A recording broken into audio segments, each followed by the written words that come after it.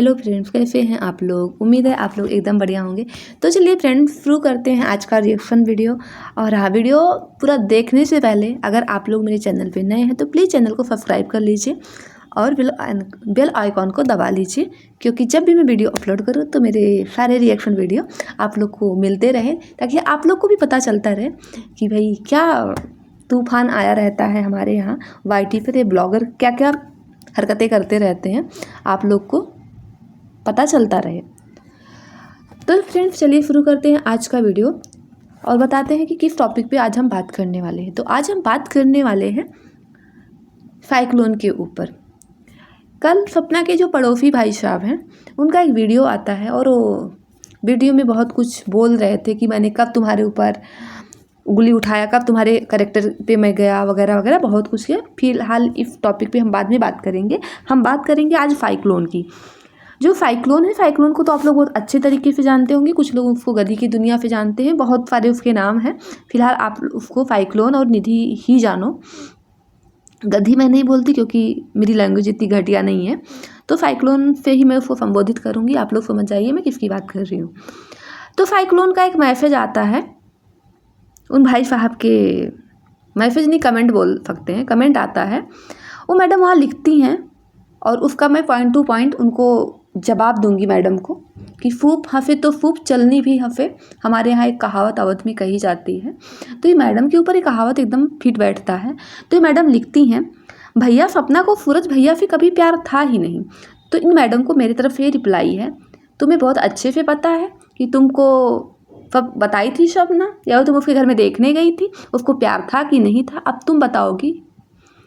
फिर ये लिखती हैं, मेरे भी हस्बैंड की डेथ हुई है, मेरी हालत ख़राब हो गई थी, 3 साल लग गए थे मुझे नॉर्मल होने में। मुझ पे कोई शादी की बात करता था उस टाइम तो मैं ज़्यादा चिढ़ जाती थी। इतनी जल्दी कौन अपना पति चेंज करता है। तो इन मैडम को मैं बताना चाहूँगी कि हाँ, बिल्कुल आपके हस्बैंड की डेथ हुई है, इसीलिए आप इतने ना गंद मचा रखी हैं। शायद वो भाई साहब होते तो आज तुमको कंट्रोल में किए होते, तुम ये हरकतें ना करती। और ये बताओ, तुम कहती हो कि तुमको 3 साल लग गए थे, तुम तो अपने पति के बर्फी में जो है जोमेटो से खाना मंगा के खा रही थी। लोग 6-6 महीने बिस्तर से नहीं उठ पाते हैं, पानी नहीं जाता उनके अंदर, तुम जोमेटो से खाना मंगा के खा रही थी। अपनी हरकतें भूल गई क्या? पति सावित्री यहाँ बनने की ज़रूरत नहीं है बेटा, तुम्हारी सारी हरकतें लोगों को पता है। तू क्या क्या हरकतें करती रहती है, क्या क्या हरकतें करती रहती हो ना, सब पता है। इसलिए तुम्हारे व्यूज आज इतने डाउन हो गए थे। जब तुम रोते गाते हुए अबला नारी बन के आई थी YT पे ना, तो लोगों ने भर भर के तुमको सपोर्ट किया था, इवन सपना ने भी तुमको सपोर्ट किया था।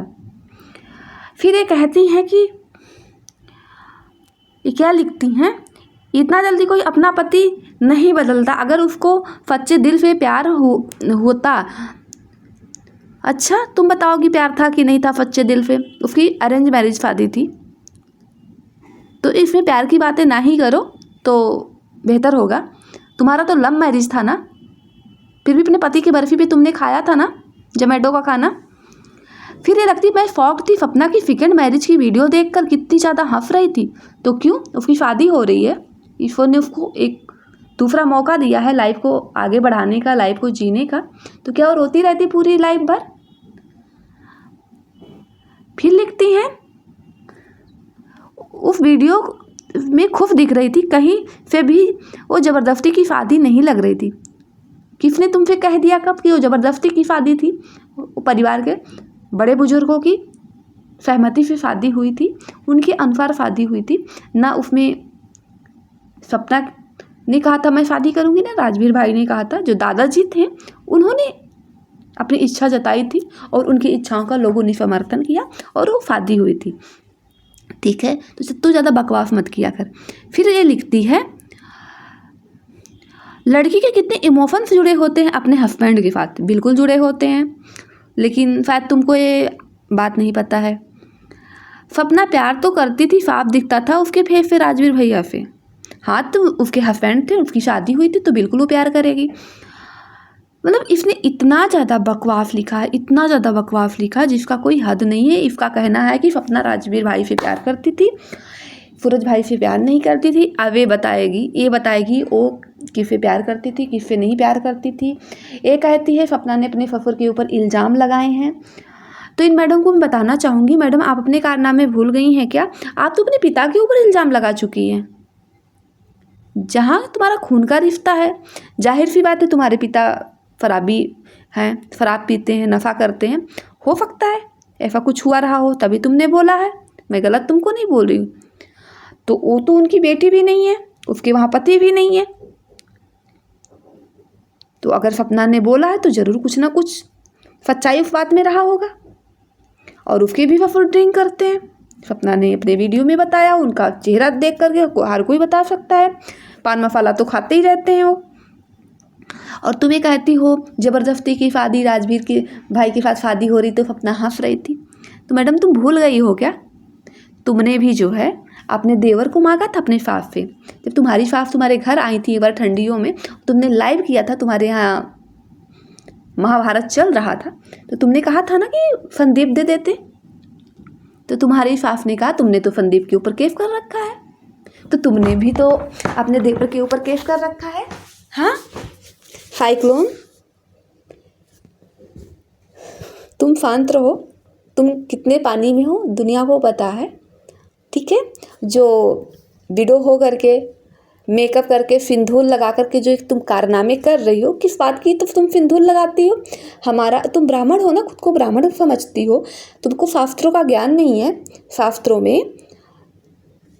एक विडो औरत को श्रृंगार करना क्यों वर्जित किया गया है, शायद तुमको बहुत अच्छे तरीके से भी पता है, इसीलिए तुम करती हो। तुम लोगों को रिझाने के लिए मेकअप करती हो, समझ में आया? अगर तुमको कोई ढंग का कोई इंसान मिल जाए ना, तुमको ना एक ठेलिया वाला, एक ना ऑटो वाला भी मिल जाए, तुम शादी कर लोगे। तुम शादी के लिए इतनी मरी जा रही हो साइक्लोन। वो जो फट्टेबाज औरत आई थी ना, तुम उसके यहाँ शादी करने को तो तैयार थी, उसके घर परिवार में शादी करने को तैयार थी ना। और एक फिंगर को तो तुम तो प्रपोज करती रहती हो।